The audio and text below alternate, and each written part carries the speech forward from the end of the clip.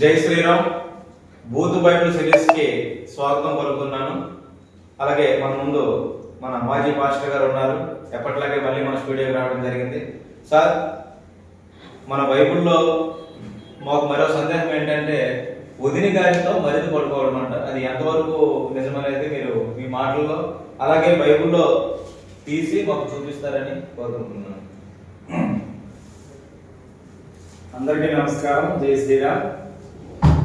ఈరోజు వదిన గారి దగ్గర మరిది గారు పడుకోవడం. ఆది కాండము 38వ అధ్యాయం. యోధా అనేటటువంటి ఒక ఆయన ఉన్నాడండి. ఆయనకి 3 కొడుకులు. ఓకే. అయితే ఇద్దరేమో పెద్దవాడు, 3వ కొడుకేమో చిన్నవాడు అనమాట. అంటే ఆలస్యంగా పుట్టినట్టున్నాడు. అయితే యోధా పెద్ద కొడుకుకి పెళ్లి చేస్తాడు. ఓకే. పెళ్లి చేస్తే పెళ్లి చేసిన తర్వాత అతనంట యోధా పెద్ద కొడుకు బైబిల్ దేవుడికి విరోధంగా నడిచాడంట. బైబిల్ దేవుడికి విరోధంగా నడిస్తే చంపేస్తాడు. ఎవరో బైబిల్ దేవుడే చంపేస్తాడు. ఓకే. చంపేస్తే భర్త చనిపోయినటువంటి బాధలో ఈ భార్య ఉంది. కొడుకు చచ్చిపోయినటువంటి బాధలో తండ్రి ఉన్నాడు. అయితే ఈ స్టోరీ ఇలా జరుగుతూ ఉంది. మళ్ళా ఏమనిపించిందో యోధాకి, రెండో కొడుకు దగ్గరికి వెళ్ళి, ఒరే నువ్వు మీ వదిన దగ్గరికి వెళ్ళి పడుకోరా, పడుకుని పిల్లల కానరా అని చెప్తాడు. ఎంత దారుణం అండి. అసలు వదిన గారి తల్లితో సమానం కదా. మరి మరిదేమన్నాడా అనేటప్పుడు వీడు వెళ్ళాడు, ఎంజాయ్ చేస్తున్నాడు. ఇంకా చదువుకుంటాడు. వెళ్ళాడు, వెళ్ళి శుభ్రంగా ఎంజాయ్ చేస్తున్నాడు. అంటే ఇది వదిన పక్కన పడుకోవడం తప్పు కదండి నాన్నగారు అని చెప్పలేదండి. చెప్పలేదు. హాయ్. అది బైబిల్ దేవుడికి కూడా నచ్చింది. మరి అవన్నీ ఎడే ఉంటాయి కదా. బైబిల్ దేవుడికి కూడా నచ్చింది. నచ్చి ఈ యోధ అలా చెప్తే వీడిని వెళ్ళమంటాడు. వెళ్ళమంటే వీడు వదిన గారి దగ్గరికి వెళ్ళి ఫుల్ ఎంజాయ్ చేస్తున్నాడు. లాస్ట్ లోని పురుషాంగం అదే స్మరం అంటాం కదా, అది అందులో వేయట్లేదు. వీర్యం అనేది అందులో వదిన గారికి ఇవ్వట్లేదు. పక్క పంపేస్తున్నాడు. అంతసేపు మంచంలో పడుకుంటున్నాడు. పని అంతా పూర్తి అయిన తర్వాత పక్క పంపేస్తున్నాడు అనమాట.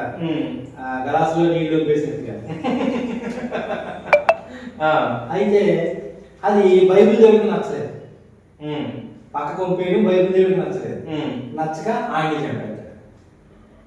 ఈ మరిది గారికి ఆయన కూడా చంపేస్తాడు. ఫస్ట్ టైం ఊరిని చంపేస్తాడు, తర్వాత ఏమో వీళ్ళిద్దరు కూడా వదిన గారి దగ్గర పడుకున్నవాడు అనమాట. ఆ సందర్భం ఎక్కడ ఉందో ఆది కాండం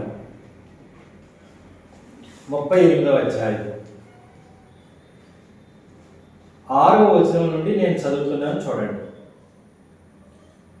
యోధా తన జ్యేష్ఠ కుమారుడైన ఏరునకు తామారు అను దానిని పెళ్లి చేశాను. యోధా జ్యేష్ఠ కుమారుడైన ఏరు యెహోవా దృష్టికి చెడ్డవాడు కనుక యెహోవా అతనిని చంపాను. అప్పుడు యోధా ఓనానుతో, నీ అన్న భార్య వద్దకు వెళ్ళి మరిది ధర్మము జరిగించి నీ అన్నకు సంతానము కలగజేయమని చెప్పాను. ఓనాను ఆ సంతానము తనది కానేరదని ఎరిగి ఆమెతో పోయినప్పుడు తన అన్నకు సంతానము కలుగజేయకుండునట్లు తన రేతన్సును నేలను విడిచెను. అతడు చేసినది యెహోవా దృష్టికి చెడ్డది కనుక ఆయన అతనిని కూడా చంపెను. చూసారా? అంటే భర్త మంచోడు కాదని చంపేశాడు. ఏం మంచోడు కాదో చెప్పలేదండి. ఏమన్నా ఇంకొక విషయం చెప్తున్నాను గణేష్ గారు. ఒక వ్యక్తికి ఉరిశిక్ష పడింది అనుకోండి. పడితే ఆ ఉరి తీసేటటువంటి స్థలంలో అక్కడ ఉన్నటువంటి ప్రభుత్వ అధికారులు ఏం చెప్తారంటే, బాబు నీకు మా యొక్క ఉద్యోగ ధర్మాన్ని మేము నిర్వర్తిస్తున్నాం తప్ప నీ మీద మాకు ఎటువంటి కోపం కానీ ద్వేషం కానీ లేదని చెప్తారండి. అంటే ఉరి తీసేటటువంటి వ్యక్తికి నువ్వు పలానా తప్పు చేశావు కాబట్టి, పలానా నేరం చేశావు కాబట్టి అందుకు నిన్ను ఉరి తీస్తున్నావు అని చెప్పి ఉరి తీస్తారు. కానీ బైబిల్ దేవుడు ఎవరితో ఏం చెప్పడండి. అతనికి నచ్చకపోతే చంపుతాడు.